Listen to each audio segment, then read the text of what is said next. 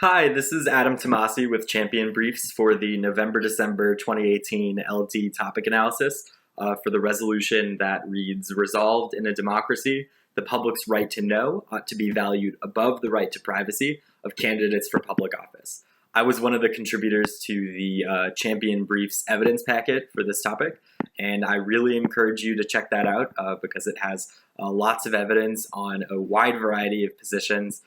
that'll prepare you for any debate on this topic. So let's jump in.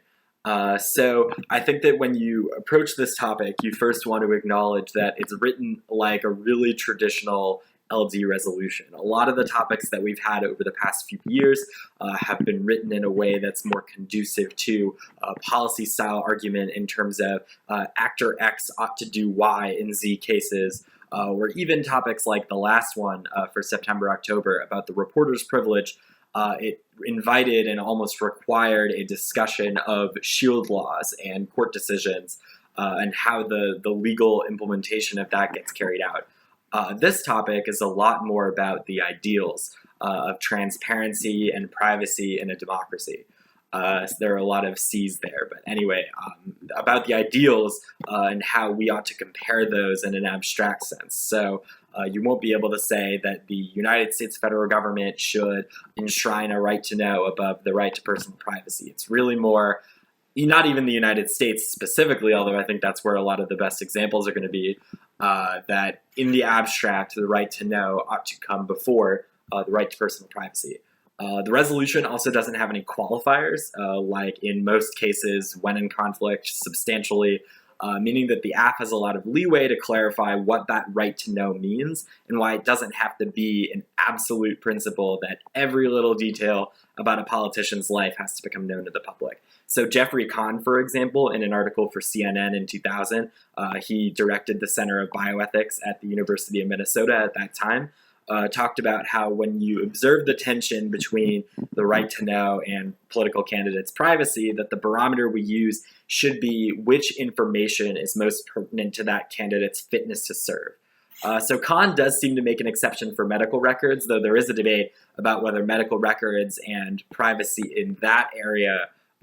is pertinent or not for political candidates and their fitness to serve. But Kahn also gets at the general principle that the right to know does not have to be absolute. Of course, when you're negative, you can argue either that the right to know does invite a slippery slope to knowing everything about a politician's personal life and background, or that any infringement on that privacy is going to be detrimental to political freedom, privacy, and so forth. I think it's also worth understanding what we mean by the public. There's a discussion in the literature about the notion of counterpublics. So from Nancy Fraser and Michael Warner, you get this idea of subordinate or subaltern discourse communities who have a different form of dialogue, language, and rhetorical understanding than the hegemonic or dominant understandings and language of our democracy as it exists right now. So for example, the public in the prevailing conventional sense is the voting public. So the people that participate once every 2 or 4 years to elect candidates. Whereas a counter-public may refuse the act of voting as not being sufficiently radical because it maintains the system as it exists, and instead engages in mass protest and demonstrations. So when we talk about the public, are we talking about activists? Are we talking just about voters? I think that's a position that the affirmative has to grapple with because there are a lot of really strong arguments about how the public is not really this universal body that exists without conflict or inequality. And I think that while the negative can point that out very persuasively, I think the affirmative can also win that there is some value in reinvigorating the idea of a public or a public sphere, especially as we live in a world where politics and individual lives have become privatized. So there definitely is a lot of back and forth that can be had just about the idea of the public, let alone about the right to know versus political candidates' privacy. But I wanted to focus on 2 other themes. One is a set of cases that look at the value of deliberation and the extent to which a right to know benefits that. and then another set of cases about the nature of the privacy right. So talking about deliberation, Roger Emerson wrote an article called Legal Foundations of the Right to Know, where he argued that there ought to be a constitutionally enshrined right to know based upon the right to free expression that you get from the First Amendment, but also in its own right, because the right to know is that foundational to the public's ability to communicate and express its opinions. Then you also have a series of arguments relative to medical privacy from Julie Fagan and her co-authors in Medical Privacy and the Public's Right to Vote. So you could argue that the right to know is a consequence of the right to vote, because she argues that consent to the governed in a democracy is moot unless the people's consent is made meaningful with information about the political candidate's personal life or background insofar as it affects their ability to perform core functions of the office. And this article looks at a long history since Woodrow Wilson of where presidents and presidential candidates had told white lies about their medical histories or their ongoing illnesses or conditions because the information may have been embarrassing or may have changed voters' opinions. So the affirmative could argue that that information should become transparent to the public because of that history of deception. But on the other hand, there are counter arguments about whether or not medical information actually improves the public discussion. For example, when people were concerned about Hillary Clinton having pneumonia, there were many who argued that that navel gazing on a presidential candidate's illness, where they were temporarily taking a break from the campaign for a few days, meant that they somehow would not be able to lead an office. But then in the reverse, you also get Donald Trump and his doctor, Dr. Bornstein, putting out a report about his perfect physical condition that a lot of people thought was rather erroneous. So you could argue examples from both sides. And I think that you could also appeal to history in that case too, to talk about the stigmas that might result from the revealing of medical information that's otherwise private. So Megan Carpentier in The Guardian gives the example of Senator Thomas Eagleton, who had to withdraw from consideration as the vice presidential candidate for George McGovern in the 1972 presidential race because news came out that Senator Eagleton had sought treatment for depression. And there were people at the time stigmatizing depression in such a way that they thought that he would potentially nuke Russia in a fit of mental illness. But of course, I hope that we've evolved our understanding now of mental illness to not have that kind of discourse, but you could argue as the negative that those stigmas will continue to take place and get magnified by the unearthing of certain medical information. So there's definitely a lot of back and forth with examples on the affirmative and negative just for medical privacy, let alone a political candidate's personal lives more broadly. But to get more abstract for a second, I think that you can argue as the affirmative that in general, the public ought to have an adequate amount of information about the political candidate's personal background because that's necessary for what Jürgen Habermas calls the ideal speech situation. So Habermas argues that a democracy, because it's rooted in what he calls communicative rationality, needs to be based on an equal plane where all participants in democratic dialogue share the same basic set of information and make sure not to deceive one another or coerce the other into adopting your side or into prioritizing your own personal interests, and that instead we all attempt to figure out what decisions would be best for all participants, so appealing to a sense of public reason. And Habermas believes that that's the ideal that a democracy ought to achieve, and that it has failed to achieve because of the extent that democracy has become privatized and commodified by the market. So it's a very strong philosophical case for social democracy, but there's also a lot of pushback against this Habermasian notion of the public by a lot of critical scholars such as Nancy Fraser and Michael Warner, who argue that Habermas is inattentive to inequalities and oppression that configures how that public operates and also whom we deem credible and whose interests are prioritized in democratic decisions. So it becomes an abstract fantasy to think that our government or candidates are making decisions with the public as a whole in mind, when really they're prioritizing race or class or gender-based interests, power and privilege, and so on. And Fraser and Warner look at counterpublics to think about marginalized communities that have their own discourses and rhetoric that underlies their position within society. So even when we think about democratic dialogue, that's going to look different for certain groups of people. So whether you're a voter and are invested in liberalism, as in the idea that our democracy as it exists now is the best system of government and that it can correct itself through voting. On the other hand, you may believe that radical and fundamental social change is necessary, and that requires mass demonstrations, activism, even potentially violence. That's all part of a series of individual counterpublics that form alternative discourse communities that challenge this idea of a dominant or universal public. So when you're the AF, you'll have to grapple with how the right to know may benefit communities that are traditionally left out from the political sphere. And when you're the negative, you can argue that the affirmative may have overlooked that crucial problem.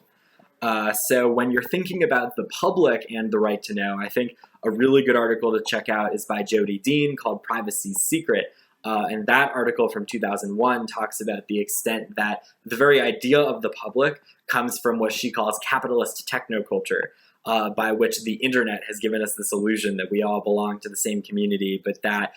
papers over all of the unequal power dynamics that exist within capitalism. And moreover, that the secret becomes the outer limit of the public, so that the public cannot exist without this insatiable demand for the secret, for the next thing to learn and figure out. So in the era of clickbait,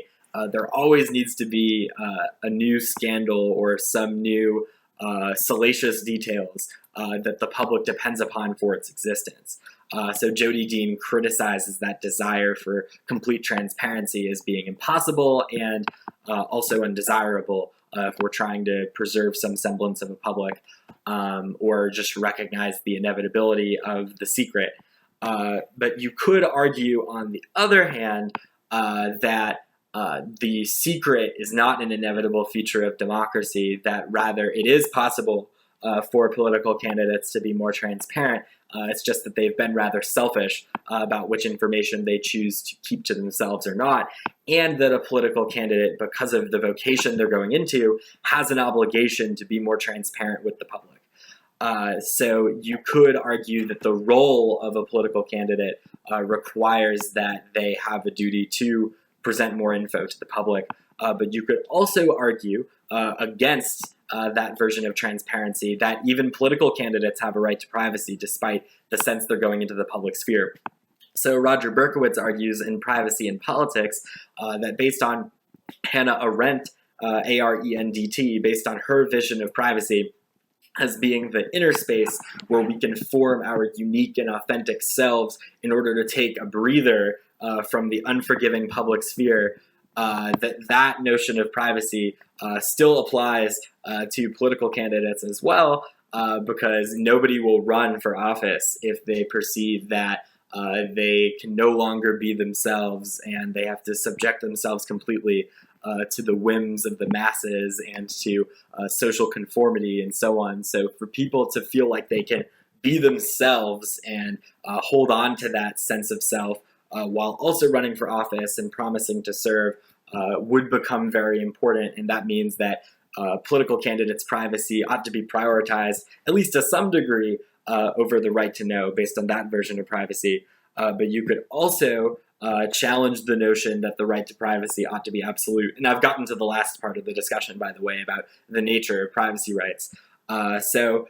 Carolyn Doyle argues in The Right to Privacy, Appealing but Flawed, that there's a utilitarian case for limiting the right to privacy because the right to privacy is too individualistic and ignores how we exist in communities and that our actions affect others. So that requires that the right to societal benefit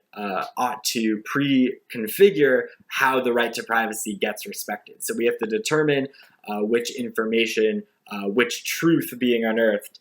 would be most beneficial for the public to know, because Doyle argues that generally when the public has more knowledge, societal welfare improves, and that means therefore that the public ought to have a utilitarian interest in knowledge, and that they already do, and it ought to be prioritized. So I think, in conclusion, with this very expansive topic that leaves a lot of detail open to both the affirmative and negative to hash out, that you have a lot of avenues with the very notion of the public and how we ought to interpret it, the role of deliberation in a democracy and how much information that requires. Because you could say that we have either plenty of information to make an informed decision about candidates, irrespective of what their personal backgrounds have to say. Like if you care more about the issues, like whether a candidate supports single-payer healthcare, for instance, over whether or not they had good grades in college, versus whether or not the fixation on a political candidate's background might mean that we focus too little on the big issues and instead focus on these minor scandals that pop up, or whether you believe that the scandals that political candidates hide from the public are actually very important knowledge, whether we're thinking about Trump's tax returns or medical records or other movements that are calling for transparency in the political sphere, whether or not that is also too important for political discourse. All of those questions are going to be involved in this topic. And I think that this topic, therefore, is going to be one of the most exciting for me. That's why I'm kind of going on and on about it, because it really gives both sides so much freedom with where they want to take the very concepts of the right to know and privacy, and how we can make those coexist, or what we choose to do going forward as participants in a democracy. So in conclusion, my name again is Adam Tomasi. This is for Champion Briefs. Definitely check out our evidence brief because we have so much research for both the affirmative and negative on all of the positions I've described here. And with that research, you'll have the foundation by which you can then delve into some of the even more nuanced areas of the topic that I haven't explored here, that the brief, even though it's very comprehensive, still had more to cover, because again, this is just such a huge topic, but in that way it's going to be very exciting to debate for everybody. So thank you.